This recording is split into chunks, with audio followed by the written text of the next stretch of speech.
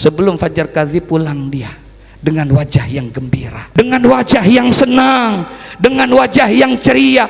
Pulang dia. Ketika pulang di tengah jalan, malaikat tanya, wajahmu begitu gembira, wajahmu begitu ceria, apa yang menyebabkan engkau gembira seperti ini? Emaknya ngomong, bapaknya ngomong, wahai malaikat, bagaimana saya nggak seneng, bagaimana saya nggak gembira? Udah 5 tahun saya meninggal, tiap malam anak saya masih ingat sama saya. Bagaimana saya nggak girang, wahai malaikat? 10 tahun saya sudah ada di dalam tanah, terkubur jasad saya di dalam tanah, tapi tiap malam anak-anak saya masih mendoakan saya, masih membacakan Quran buat saya, masih membacakan Fatihah buat saya. Girang. Ditanya sama malaikat, ibu, bapak, maukah aku tukar doa dari anak-anakmu dengan dunia beserta isinya? Maukah aku tukar surah Yasin yang dibaca oleh anakmu dengan dunia beserta isinya?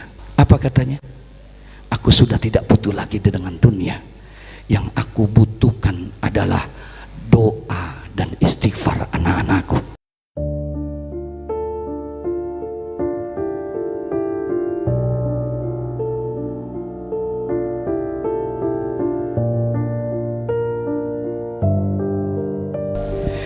Assalamualaikum warahmatullahi wabarakatuh.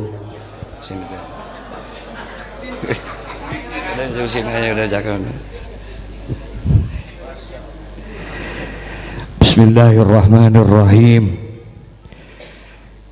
Alhamdulillah, alhamdulillahi wa kafa, wassalatu wassalamu ala sayyidina Muhammadin al-Mustafa wa ala alihi wa sahbihi ahli sidqi wal wafa.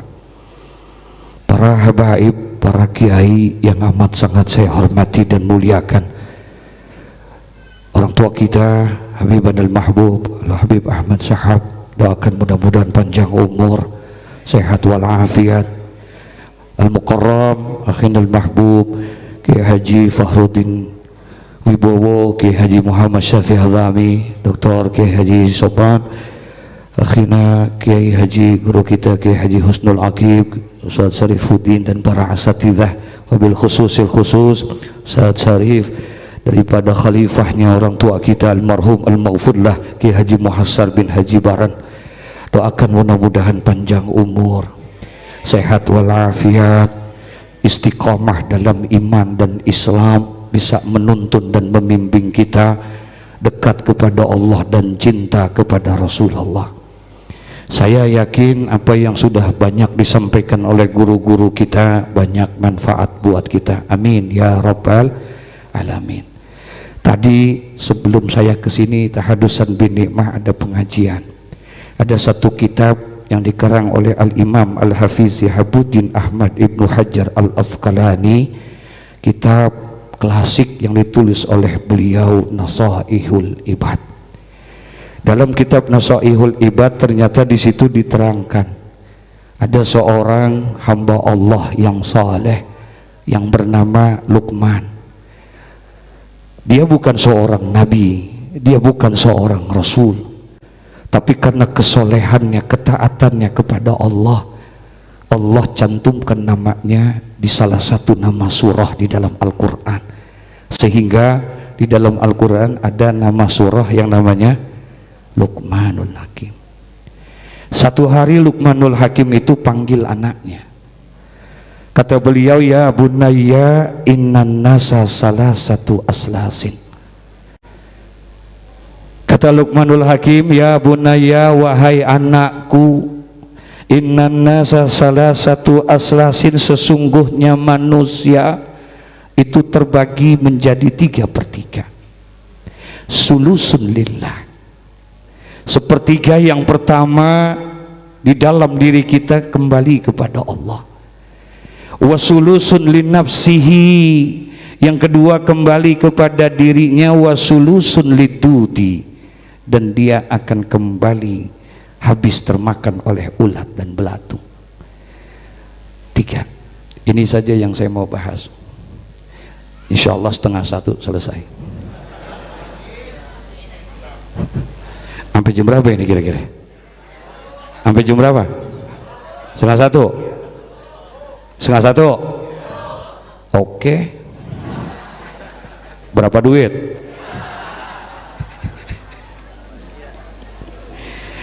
Ini jalan-jalan boleh ini. Sulusun lillah, sepertiga yang ada pada diri kita akan kembali kepada Allah. Fa amma ma huwa lillah faruhuhu. Sepertiga yang kembali kepada Allah, apa itu yang kembali kepada Allah? Ruh kita. Cepat ataupun lambat, kita siap ataupun tidak siap, ruh kita pasti kembali kepada Allah. Betul? Nih sekarang guru kita yang mulia Kiai Haji Muhassar, saya dari sejak saya pitik apa namanya, dari sejak saya kecil saya sudah kenal beliau. Mata saya selalu menyaksikan dan saya selalu ketemu sama beliau hanya di majlis-majlis ilmu. Nih beliau orang yang cinta kepada ulama, cinta kepada para juriyahnya Rasulullah, enggak diragukan saudara. Sama tuan guru, orang tua dari Kiai Haji Fahrudin, Hadratus Syekh Tuan Guru Muallim Syafi'i Hadzami, Masya Allah, di mana majlis beliau ada beliau di situ. Dulu di sini nggak pernah lepas sama orang tua Kiai Haji Husnul Aqib, Kiai Haji Amin Sarbini. Saya nyaksikan itu kalau di pengajian Hadratus Syekh Kiai Haji Muhammad Syafi'i Hadzami, Masya Allah. Begitu cintanya, pantas kalau beliau berkah. Pantas kalau ilmunya banyak manfaatnya, karena begitu ta'zimnya kepada para ulama, para guru-gurunya saudara. Haji tak pernah tinggal beliau. Kiai Haji Amin Sarbini, itu lagi di sini ada dulu Kiai Haji Abdul Hai di Kreo, tuh yang ngaji-ngaji. Kalau beliau sih enak, mohon maaf, beribu maaf ini. Andai kata kita nggak bikinkan tahlil seperti ini, beliau mah udah aman, almarhum al-maghfurlah. Udah terang dia punya kubur, udah luas dia punya kubur. Luar biasa saudara. 3 unsur dia dapetin udah. Sebagaimana kata Nabi Muhammad sallallahu alaihi wasallam, "Idza mata ibnu Adam inqata'a amaluhu illa min salathin." Terkubur memang jasadnya tuan guru kita Kiai Haji Muhassar, terkubur jasadnya di dalam tanah, tapi ternyata saudara sampai detik ini beliau akan mendapatkan kiriman pahala tidak henti-hentinya saudara. Insya ada 3-tiganya. Sedaqatin jariyah ada sama beliau. Nih buktinya nih yang kita dudukin sekarang. Selama ini tempat dipakai buat ibadah, pendidikan dan lain sebagainya, santri, insya Allah pahala sampai kepada beliau semua. Amin ya Rabbal. Yang kedua, ilmu yang bermanfaat, kita nggak raguin lagi, muridnya di mana-mana ada sama beliau. Yang ketiga, anak-anaknya yang saleh. Amin ya Rabbal alamin. Ini buat kita pelajaran, satu nasihat buat kita nih. Dibikinin tahlil sampai hari yang ke-40 kita, Masya Allah. Besok kira-kira kita begini apa kagak? Dulu ini boleh cerita nih. Halo, Assalamualaikum. Ada ibu-ibu dulu saya ngaji sama beliau juga, pakai muasa sama orang tua Kiai Fahrudin Muallim Syafi'i Hadzami, baca kitab I'anatul Talibin. Ternyata di dalam kitab I'anatul Talibin ada satu hadis yang cukup panjang. Di dalam kitab itu diterangkan oleh Nabi SAW, orang tua kita yang sudah meninggal dunia, ayah kita yang sudah meninggal dunia, ibu kita yang sudah meninggal dunia, fi kulli lailah, tiap malam dia datang ke rumah. tiap malam datangnya ba'dal maghrib fi fawqil bab, di atas pintu. Ngapain? Dia pengen ngelihat keluarganya, dia pengen ngelihat anak-anaknya. Seraya dia berteriak dengan teriakan yang mengharukan, dia panggil-panggil anaknya, ya ahli, keluargaku, anakku, ingatkah kalian dengan aku? Aku saat ini sedang berada di dalam satu tempat yang gelap, menantikan satu perjalanan yang panjang. Nanti kalian akan merasakan sebagaimana yang aku rasakan. Tiap malam datang, kata Nabi, ba'dal maghrib. Ini beliau ada nih, insya. Waktu emak kita datang, bapak kita datang, dia lihat anak-anaknya lagi baca Quran. Girang apa enggak kira? Girang atau tidak? Girang. Waktu dia datang, dia lihat anaknya lagi baca Quran. Dia lihat anaknya lagi sholat. Dia lihat anaknya lagi manggil-manggil saudara, kawan, kerabatnya, duduk mendoakan dia. Girang hatinya, nanti pulang qoblal fajar, sebelum fajar pulang. Fajar dua, ada fajar kazib, ada fajar sadiq. Sebelum fajar kazib pulang dia dengan wajah yang gembira, dengan wajah yang senang, dengan wajah yang ceria. Pulang dia. Ketika pulang di tengah jalan, malaikat tanya, wajahmu begitu gembira, wajahmu begitu ceria, apa yang menyebabkan engkau gembira seperti ini? Emaknya ngomong, bapaknya ngomong, wahai malaikat, bagaimana saya nggak seneng, bagaimana saya nggak gembira? Udah 5 tahun saya meninggal, tiap malam anak saya masih ingat sama saya. Alhamdulillah. Bagaimana saya nggak girang, wahai malaikat? 10 tahun saya sudah ada di dalam tanah, terkubur jasad saya di dalam tanah, tapi tiap malam anak-anak saya masih mendoakan saya, masih membacakan Quran buat saya, masih membacakan Fatihah buat saya. Girang. Ditanya sama malaikat, ibu, bapak, maukah aku tukar doa dari anak-anakmu dengan dunia beserta isinya? Maukah aku tukar surah Yasin yang dibaca oleh anakmu dengan dunia beserta isinya? Maukah aku tukar Fatihah anakmu itu dengan dunia beserta isinya? Apa katanya? Aku sudah tidak butuh lagi dengan dunia. Yang aku butuhkan adalah doa dan istighfar anak-anakku. Insya Allah. Tinggal kita nih. Kematian cuma 2 bang.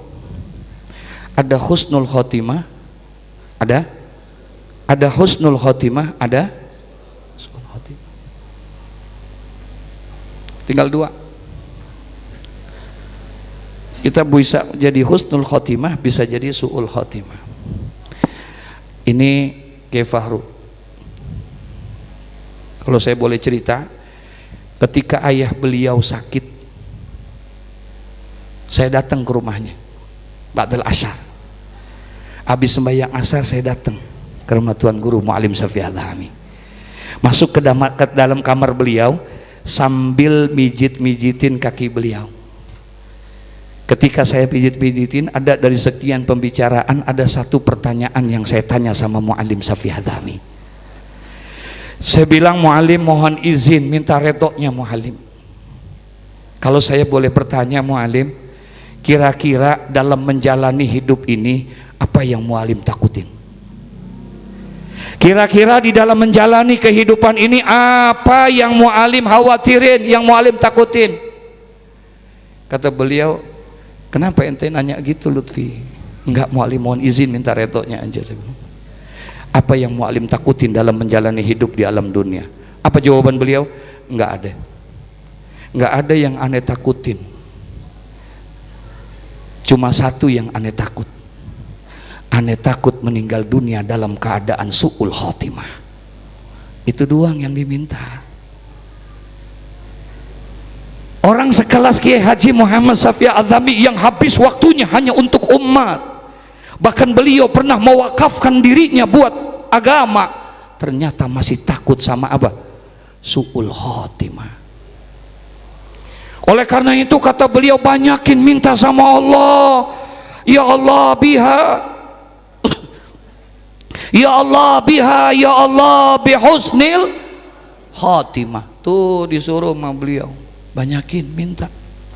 Karena suksesnya seseorang di hadapan Allah, Allah demi Allah, Allah tidak melihat harta kita. Suksesnya seseorang di hadapan Allah, Allah enggak lihat jabatan kedudukan kita, enggak. Allah enggak lihat status sosial kita. Suksesnya seseorang di hadapan Allah dilihat di akhir hayatnya, apakah dia husnul khotimah atau su'ul khotimah. Tuh dilihatnya di situ. Minta supaya husnul khotimah. Beliau bilang, kata Hujjatul Islam Abu Hamid Al-Ghazali, yang namanya husnul khotimah itu 3. Ada husnul khotimah ammah, ada husnul khotimah khassah, ada husnul khotimah khassatil khassah. 3. Ada orang meninggal dunia husnul khotimah, tapi kelasnya, levelnya amma, umum.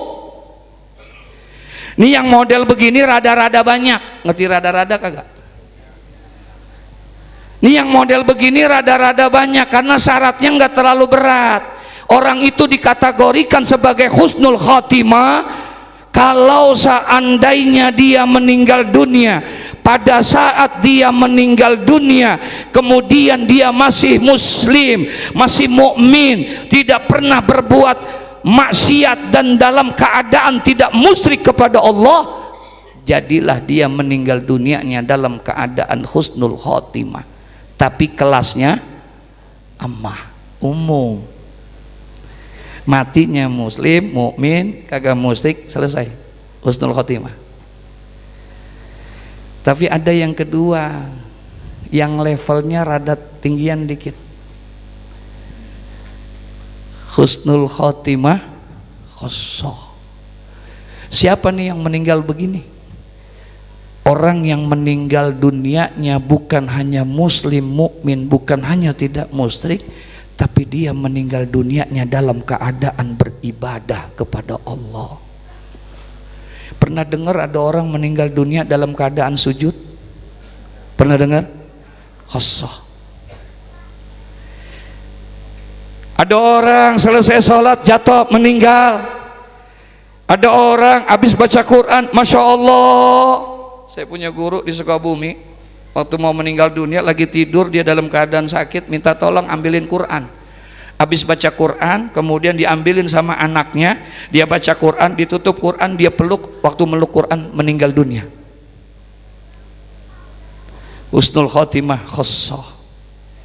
Bahkan kata beliau, orang-orang yang mengakhiri hidupnya dengan kalimat tauhid la ilaha, itu pun husnul khotimah khassah. Lagi ibadah meninggal. Satu hari saya umroh, jam 2 malam saya tawaf umroh. Ada yang belum umroh di sini? Ada? Saya doain biar bisa umroh semua. Coba yang belum tunjuk tangan. Enggak, bener, saya doain. Yang belum, yang tinggi biar kelihatan. Yang belum, ibu, yang belum, ya udah tunjuk tangan doang.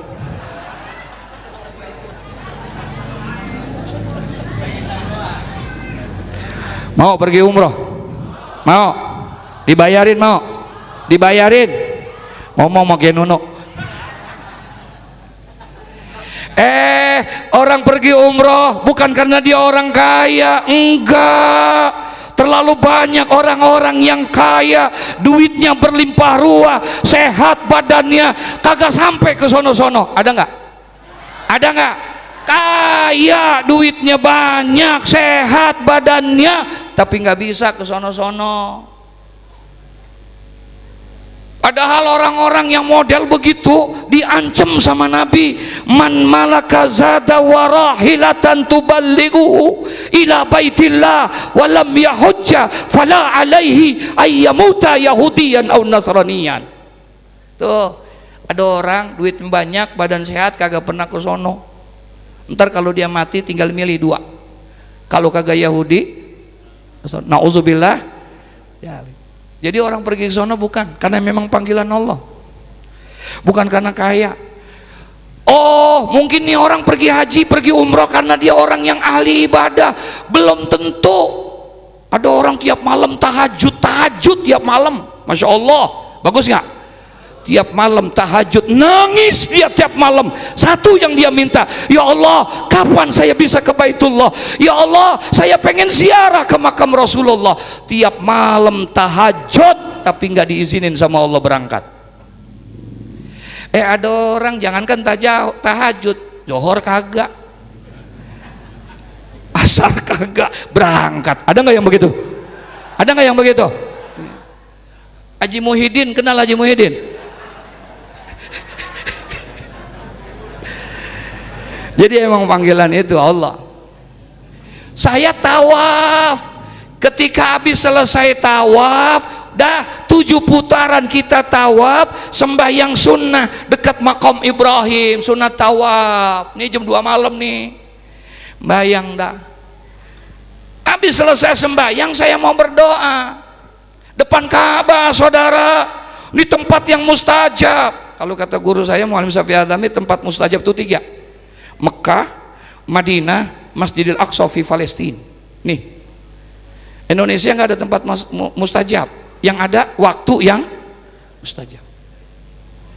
Kalau tempat iya, Mekah tuh kalau kita baca Al-Idhah fi Manasikil Hajj, itu di Ka'bah saja kurang lebih 20 tempat mustajab ada di situ.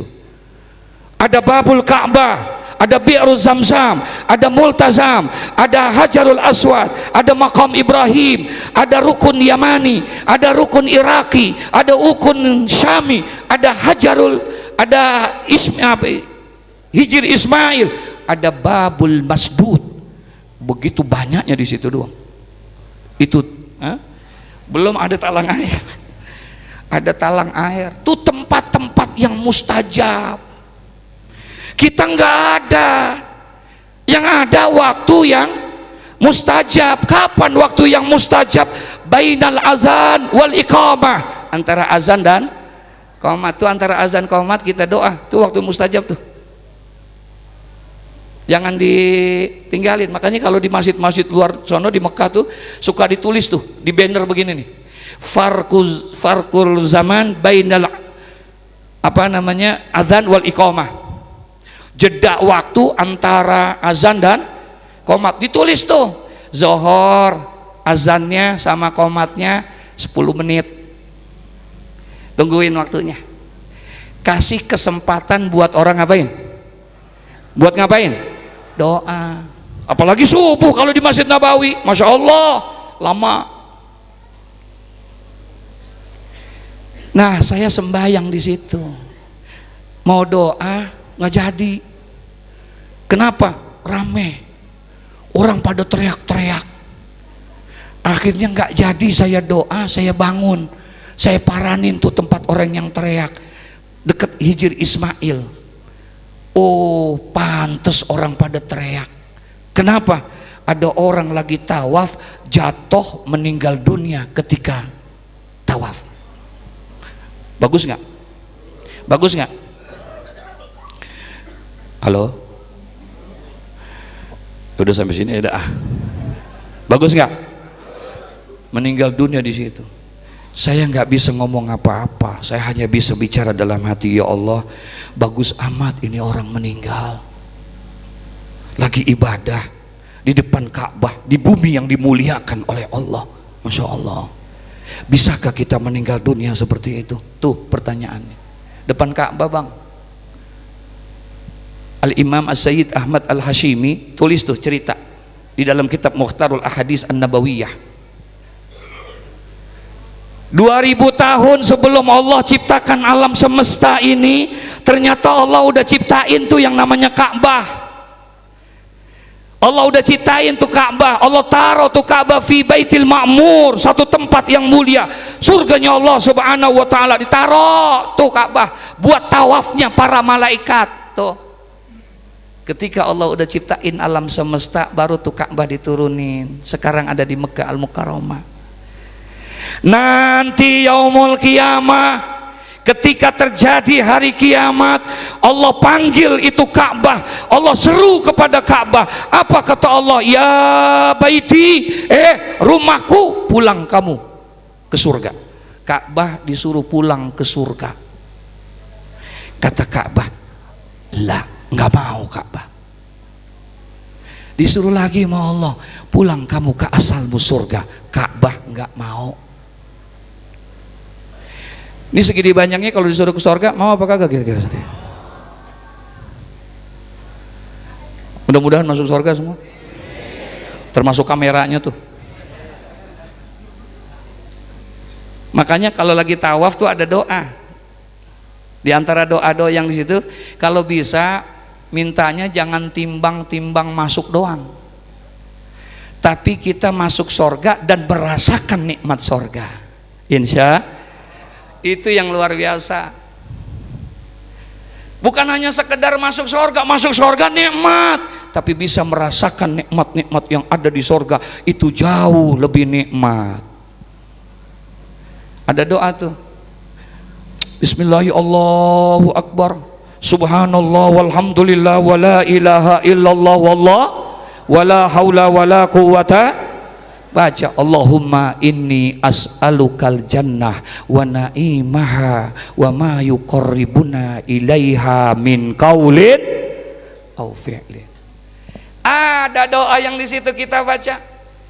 Allahumma inni as'alukal jannah, ya Allah, kami ingin masuk ke dalam surga, wa na'imaha, dan juga bisa ngerasain apa? Nikmat surga. Di surga apaan juga ada, tinggal ngomong doang. Tinggal ngomong doang, Ridwan, minta apa aja ada. Cuman katanya 3 yang kagak ada. Yang pertama, di surga tuh nggak ada. Yang pertama, toilet. Toilet nggak ada. Kenapa nggak ada toilet? Karena Allah haramkan najis ada di dalam surga. Allah haramkan najis di dalam, nggak ada. Jadi kalau kita masuk sana besok jangan nyari. Entar kalau makan bagaimana? Entar kalau minum bagaimana? Biasanya kita kalau kekenyangan yang pertama kita cari apaan?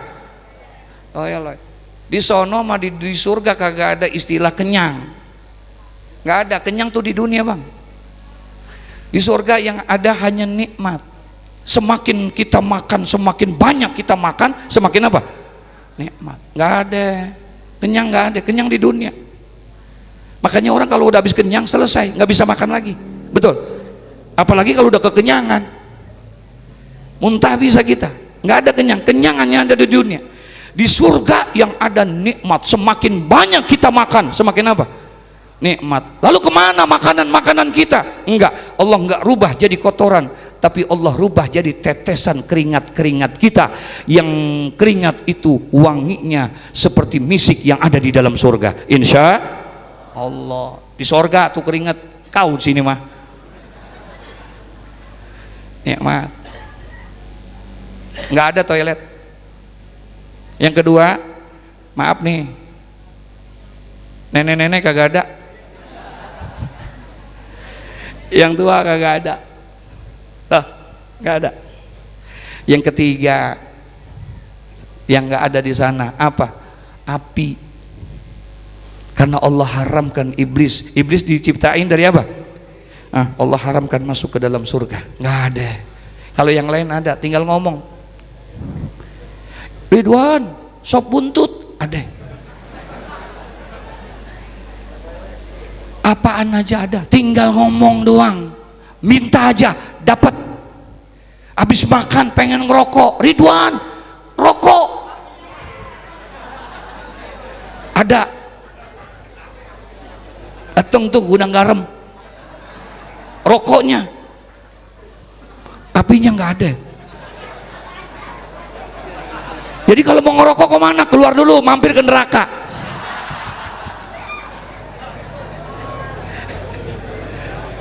Mampir ke neraka. Ya Allah, tuh Ka'bah kagak mau disuruh. Kata Allah, ya baiti, rumahku, pulang kamu ke asalmu, surga. Nggak mau tuh Ka'bah. 3 kali Allah tanya, sampai Allah bilang, kenapa engkau tidak mau kembali ke asalmu surga, sementara seluruh makhluk-makhlukku ingin masuk ke dalam surga. Kenapa engkau tidak mau? Apa jawaban Ka'bah? Ya Rabbi, bi'izzati wa jalali, bi'izzatika wa jalalika. Ya Allah, demi kemuliaanmu, demi keagunganmu, bukan aku tidak mau kembali ke surga, aku ingin kembali ke surga bersama dengan orang-orang yang pernah datang kepadaku, kata Ka'bah. Insya aku ingin kembali ke surga bersama orang-orang yang pernah tawaf mengelilingi aku, yang pernah memandang dan menyentuhku, yang pernah menciumku. Itu yang aku ajak. Masya Allah, ini orang meninggalnya di Ka'bah. Alhamdulillah. Imam Nawawi bilang dalam kitab Azkar, minta mati kagak boleh, minta mati nggak boleh, tapi kalau kita minta mati dalam 2 tanah suci Mekah dan Madinah, dibolehin sama Imam Nawawi, karena saking mulianya itu tempat. Dah, yang kedua, udah 12:30. Sulusun lillah, sepertiga yang ada pada diri kita, ruh kita, kembalinya kepada siapa? Kembalinya kepada siapa? Allah. Tapi yang kedua, kata Al-Imam Ahmad bin Hanbal, Imam Syihabuddin Ahmad Ibnu Hajar Al-Asqalani, beliau bilang yang kedua, wasulusun linafsihi, kata Luqmanul Hakim, wahai anakku, sepertiga yang kedua dalam dirimu kembali kepada dirimu sendiri. Fa'amma ma huwa linafsihi, adapun sepertiga yang kembali kepada dirimu, kalau tadi ruh kembalinya kepada siapa? Ruh kembalinya kepada siapa? Allah. Tapi yang kedua kembalinya kepada diri kita, yaitu amal kita. Salat yang kita kerjakan bukan buat Allah, tapi buat kita. Puasa yang kita kerjakan bukan buat Allah, tapi buat siapa? Buat kita. Buat kita. Allah nggak rugi bang, kita nggak sembahyang, rugi nggak? Rugi nggak? Enggak. Jangankan kita sekampung nih, sekota Tangerang, jangankan Tangerang, se-Indonesia nggak ada yang sujud kepada Allah, nggak ada yang beribadah kepada Allah. Enggak, Allah nggak rugi. Allah nggak turun derajatnya gara-gara manusia sealam dunia ini tidak sujud, karena ibadah itu kembalinya bukan untuk Allah, tapi kepada buat siapa? Kita. Buat kita. Kita mau sembahyang boleh, kagak sembahyang? Mau sembahyang boleh, kagak sembahyang? Boleh. Makanya malam-malam Nabi didatengin sama malaikat Jibril.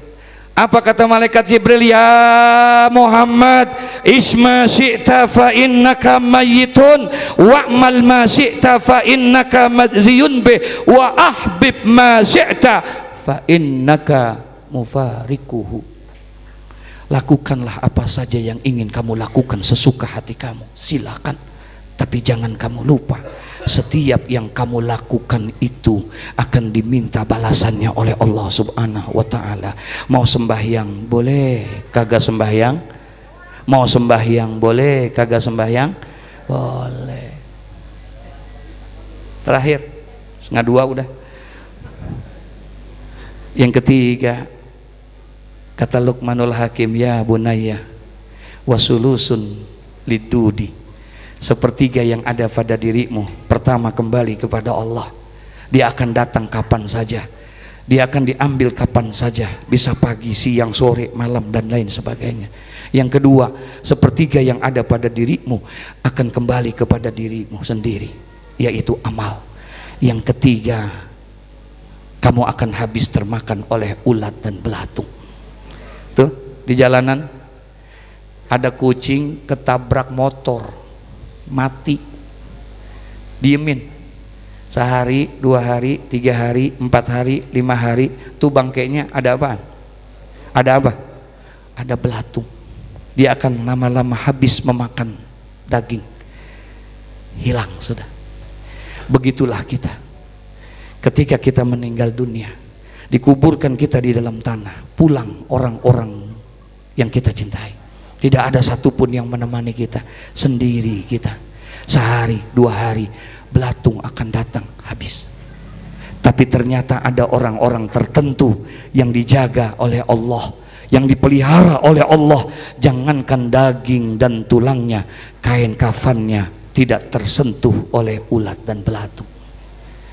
Kalau bapak, ibu pergi ziarah ke Madinah, di Madinah itu ada satu jabal besar, satu gunung besar, satu-satunya gunung terbesar di Madinah, namanya Jabal Uhud.